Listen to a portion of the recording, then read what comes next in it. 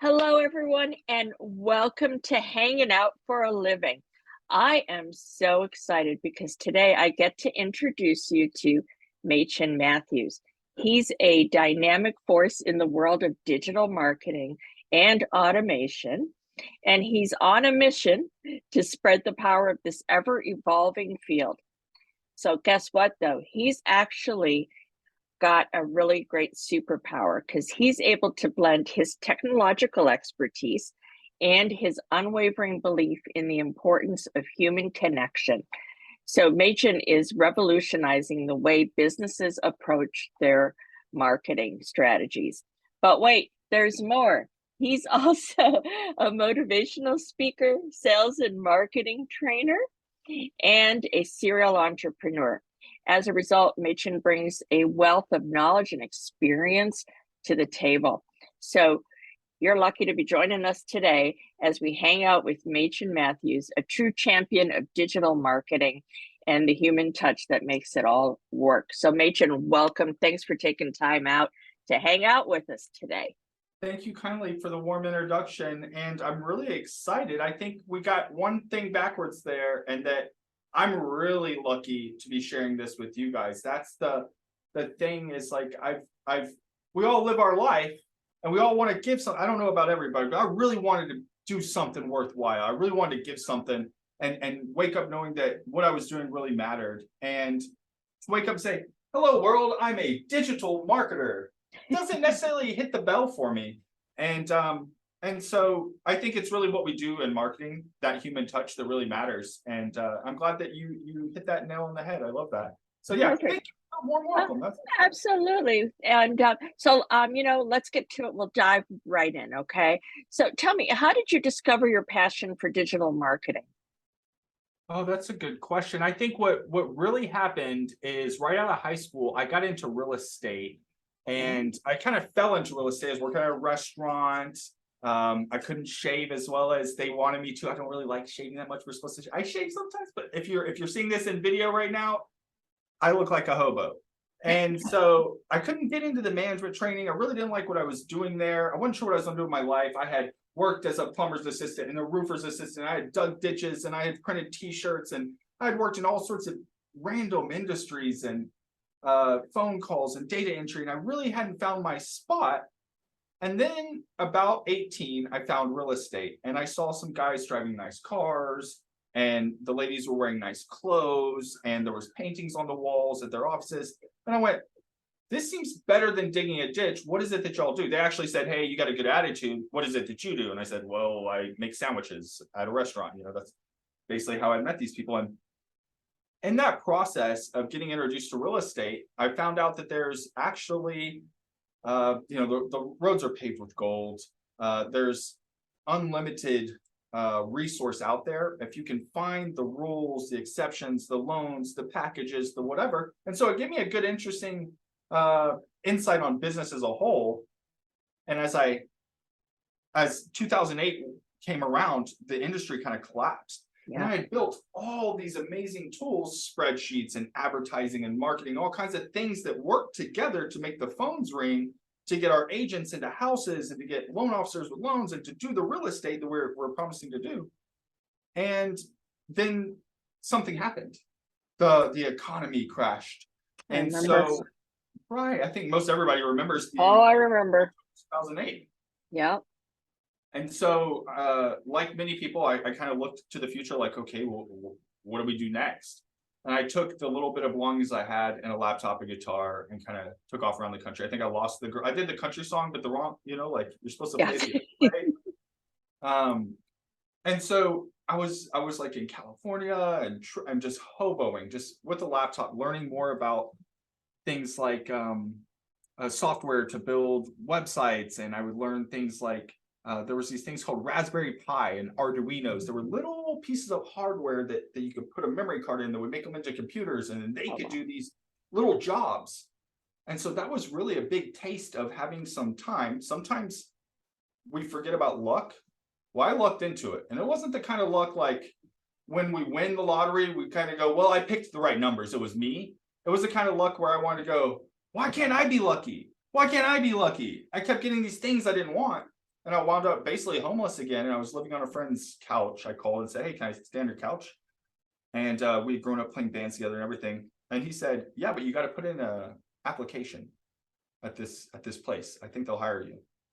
So I put in an application at this technology place that didn't have any employees yet, really, just a really small company, just a handful of people in a building and a bunch of computers. And I started going in there every single day, and they did business to business sales. So I came from real estate, and I went into data centers, which is like the real estate of the internet. So a couple things actually made sense. Like I actually Right. kind of understood some of those things. And getting into the data centers, I got into web hosting. And in web hosting, there is a lot of competition. So I had to learn, how do I get out there and get in front of people? I didn't know it was marketing and advertising and all of that. Sure. I didn't know it was networking and all these things. I was just like running around with the billboard, like, "We have websites. Why are you not buying these websites?" And so, yeah, that's kind of how I fell into it. Began reading, learning, observing. I see Teresa, and she's doing a podcast and doing an interview. And I go, "Oh, I'm going to do that. I don't know why, but she's doing it. We got to do it. We got to figure something out." And that's kind of how it all happened. That's awesome. I love your story. So tell me, or tell us, in what ways do you believe digital marketing can enhance and maintain the human touch? Enhance and maintain the human touch. That's a very, what I feel like, almost a robotic question, right? It sounds like it was one made for someone who's in digital marketing and automation. It's like what we would expect. Like, how does that? But I Right. think what we always kind of forget to do is the human touch is all in the eye of the beholder. And so one thing I really struggled with when I first started getting into marketing, I started to build a list. And I had a CRM and an email list and all this. And I started trying to have this large group of contacts. I call it, back in the day, we call it a Rolodex. I tried to have my Rolodex so I could pick up the phone and call some people. And I learned really quickly that I can't remember the quote, but the quote is, if you make something transactional, it's one time. Uh, uh, open a journey, you can really begin to open a Sure. relationship. If you create a transaction, you get a transactional relationship, and that transactional relationship usually terminates after the transaction. So, in observance of that, I think the way that we really, I guess what I'm trying to say, I do this to everybody. I go 5 different directions. I try to That's connect with them. okay. The thing is, it felt incongruent with having this huge list of contacts that I wanted to purchase something from me, or to take some action, or join some movement, or something like that. It just felt Sure. incongruent with, if I really cared about this person, why didn't I call them on Tuesday and see how they were doing, kind of thing. Sure. And so I wanted to have a different way of feeling. And I found there was some people out there that talked about that. People like Zig Ziglar, people like Tony Robbins. There are these Yep. guru-y, motivational, and they turn a lot of people off. They turned me off almost my entire life Mm. until I got into that position where I could hear what they were saying. And so I had heard, the science, you follow up 7 times and you'll have 80% chance of having a no, and all these kind of statistical analytical things that worked really well with my brain, but I didn't feel good about what I was doing. And so I heard a song. It says, "If you like where you're at, if you like your face, like what's on your face, if you like what you're doing, then you're in the right place." And I thought, Mm. like everything about this except the look on my face. Like, I feel like this is incongruent. Why?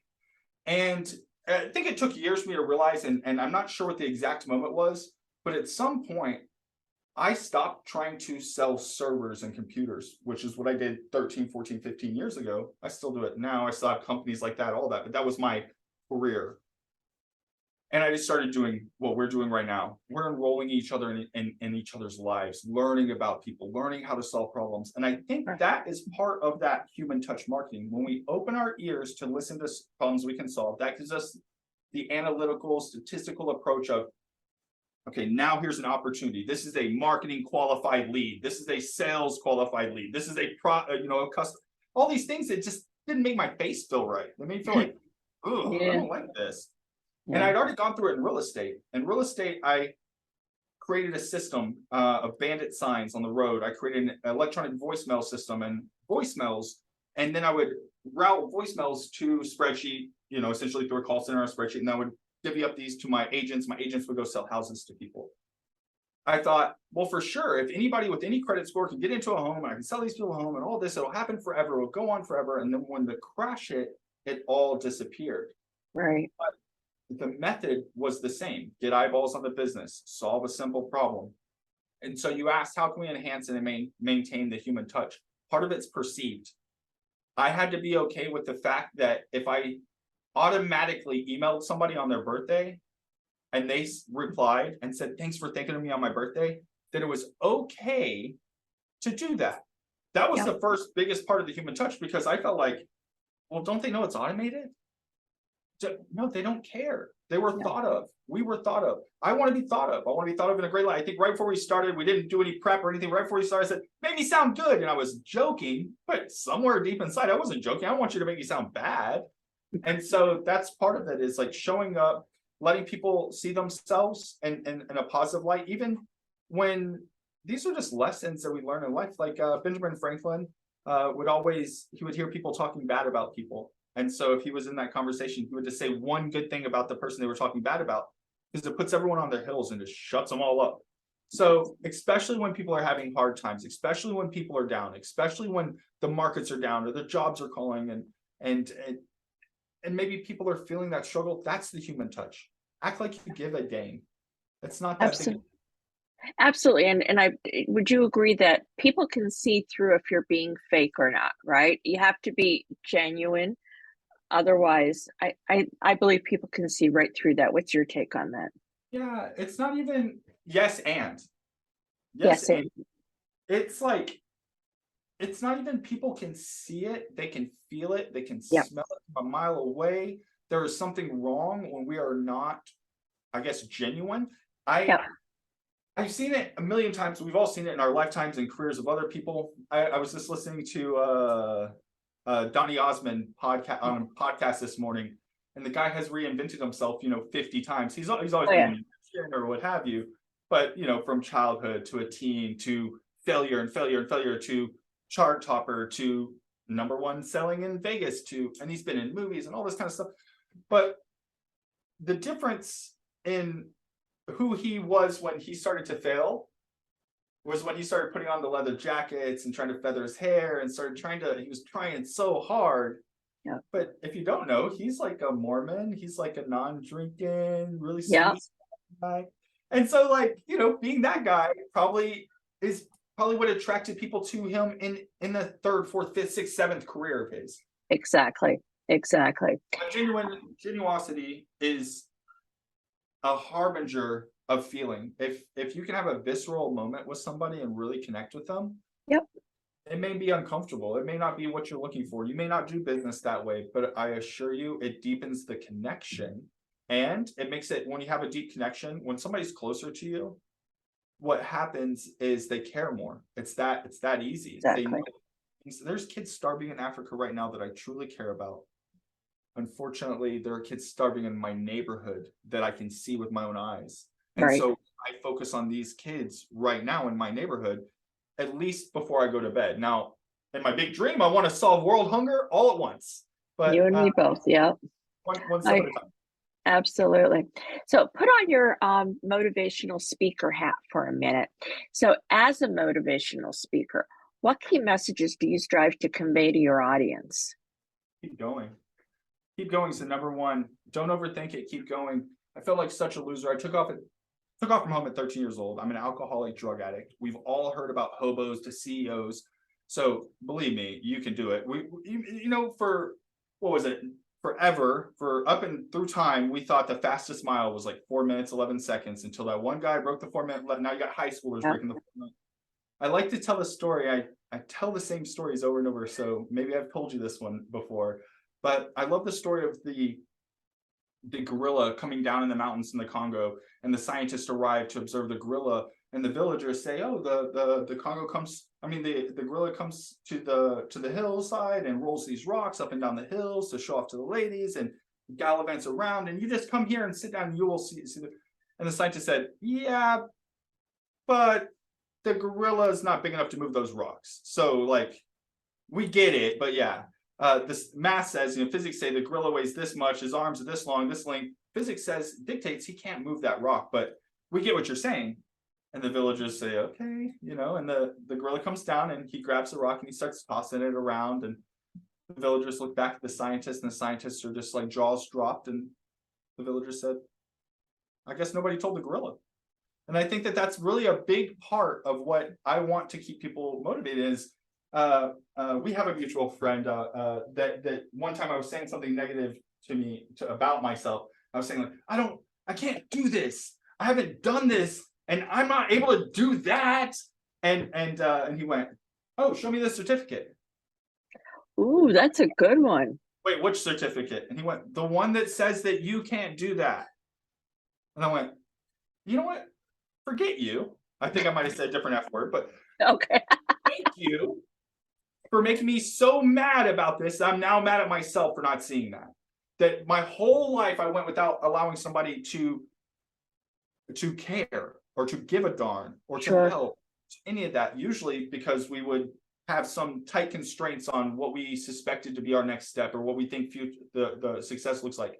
If we can have grace, a meritorious, like an unmerited reward, like an unmerited act, Right. in these times of strife or what have you, I think that's the biggest message that I really want to share, because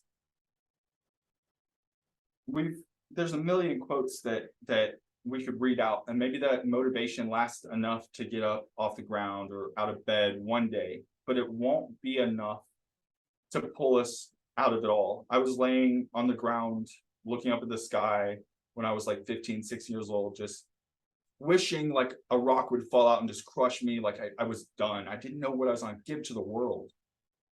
And at that moment, I realized that I had a really strong comprehension of physics in like middle school, high school. I got went into it really early. And so I went, you're mathematically talented. You have a better than average understanding of the scale of things. You tiny little speck are whining because you don't have somewhere to go home tonight. Make somewhere. Look at this beautiful, huge universe. You're going to miss it if you don't get up off the ground and go do something today. And that for me that day was getting into a place that can help me, going asking for help to get off the streets. The same thing has happened to me in business, where I'm having multi-million-dollar success and the next day it's gone. And it's easy to go, oh, the luck, it got me again. The bad luck came and attacked me. But things happen for a reason. If we can stay within that window of grace that, hey, I'm going to do the right thing. This isn't, I prepared. I did the right thing. I did the right thing yesterday. I did the right thing today. Sure. Then even if the hail comes to destroy our crops on the day before we come to pick them, and the farmer did everything he could right, then if we could carry that grace on to that next thing, that persistence, that perseverance will open the door that you need, whether it's in relationships, whether it's in income, finance, friends, family, health, all of that. If we stop moving, our cells stop moving, everything stop moving. If we have a plan and we work the plan, we get there. There's no arguing. So that's what I want to convey. I love it. Thank you for sharing that. So speaking of sharing, and earlier you mentioned having an impact. So could you share with us a success story? Don't make me say that 3 times fast, where your strategies and expertise in digital marketing made a significant impact. I've got a big ego, so that's like, I'm gonna name like 10 things, but yeah, of course, absolutely. Through just being who we are, through having connections and sharing our passions, our interests, our hobbies, our expertise, whether it's working or in my case, digital marketing and automation, people will think of us. If we continue to put out into the world who we are, and we do it consistently in such a way that people tell other people who like that thing that we do about us. I'll say that again because that one's a weird one. Yeah. If we do what we love enough, people who see that will tell people who love what we do about us. Does that make sense? It does. It does. So that for me has been what opened the door. And then here comes the problem. Can you solve this? And I have a big problem of not saying no. Saying no to one thing means yes to another. We got to Right. remember that. We got to be able to say no so we say yes to the things we actually put on our sheet. But like, I'll give you an example. Just right now, currently I'm working with a Fortune 500, top 250, like one of the very top companies in a Fortune 500 in the whole globe, global company. They called me and my team. Actually, they didn't call me. They called somebody. Somebody called me. And because of my position, because of a series of events where I got to volunteer my time, energy, I was able to invest in these companies to get shares into different companies. And by using that position, shareholder in different organizations, I had the trust. Oh, this person's on our team. And they called me. But I didn't get on that team by accident. I didn't bust out my wallet or any of Sure. that. I showed up everywhere and didn't stop showing up everywhere until people told them, hey, that guy does what you're talking about. You need to go talk to that guy. And so, for example, there's a company today we've been working with the last few days, and the problem we're looking at solving right now came from digital marketing. A company needed a better way to do sales playbooks. And in that process, found out that we also build other things in software and stuff like that. And they came across a problem where I get to solve this problem with the support of my team. As you notice, I'm here with you and they're doing the hard work, so I don't want to but we're gonna put somewhere between like 40 and 100 people into a new job today, as soon as that app's fixed, because that company has that big of reach and there's that many people waiting from last week to start their new job. And there's a little piece of an application that I can adjust. And by doing that, I get to maintain the relationships and all that. But more importantly, think of all those people that are going to go to work. They're going to go Wonderful. to the grocery store. They're going to fill up their car. They're going to go out and meet their family. They're going to go see their parents. They're going to take their kids to school. That is how I get out of bed in the morning. I just see that action. Love it. Love it. So as we wrap things up, being an entrepreneur, what advice would you give to aspiring entrepreneurs looking to succeed in this ever-changing world of digital marketing? Wow.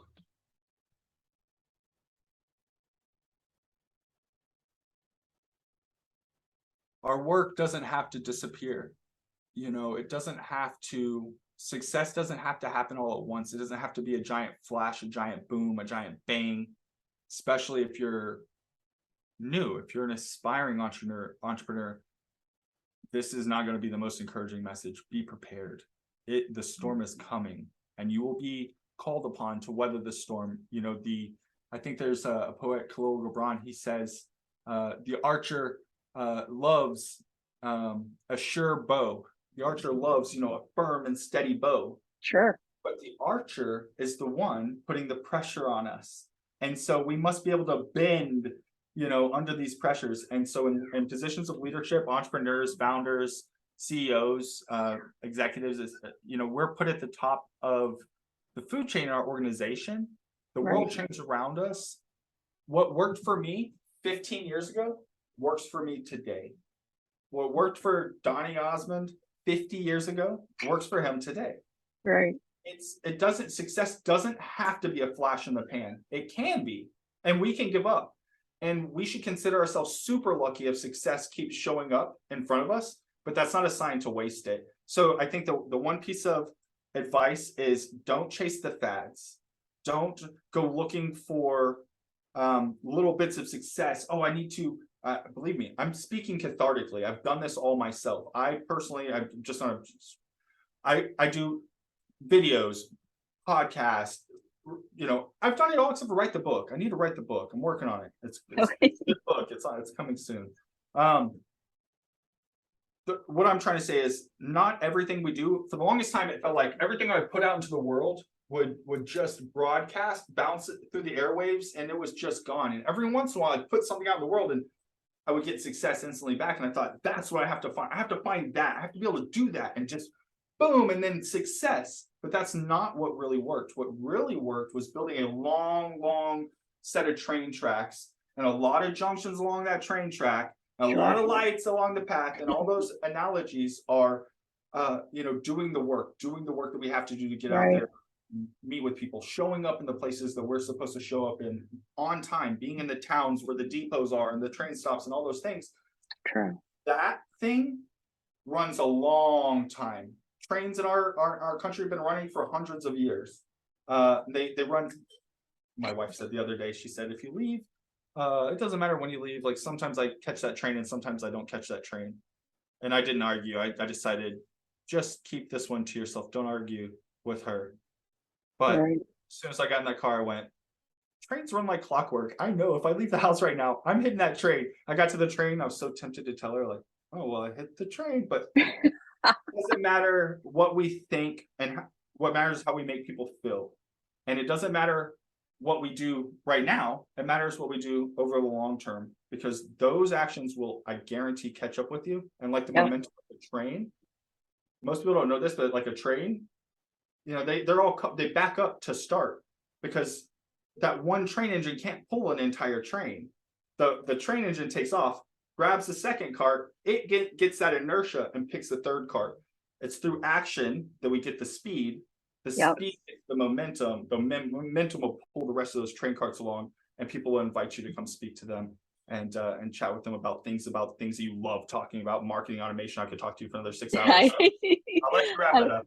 I love it. Thank you so much, Machen, for sharing your expertise with us, and thank you for your dedication to preserving the human touch while embracing the power of technology. You're truly inspiring, and we appreciate the valuable lessons and advice you've imparted here. It's been an absolute pleasure hanging out with you and learning from your experiences. We wish you continued success. And in the comments, I'll also include where you can connect with Machen if you'd like to reach out to him and say hello, or know anybody that might need what he does. So thank you, everybody, and we'll see you on another episode of Hanging Out for a Living. Bye for now.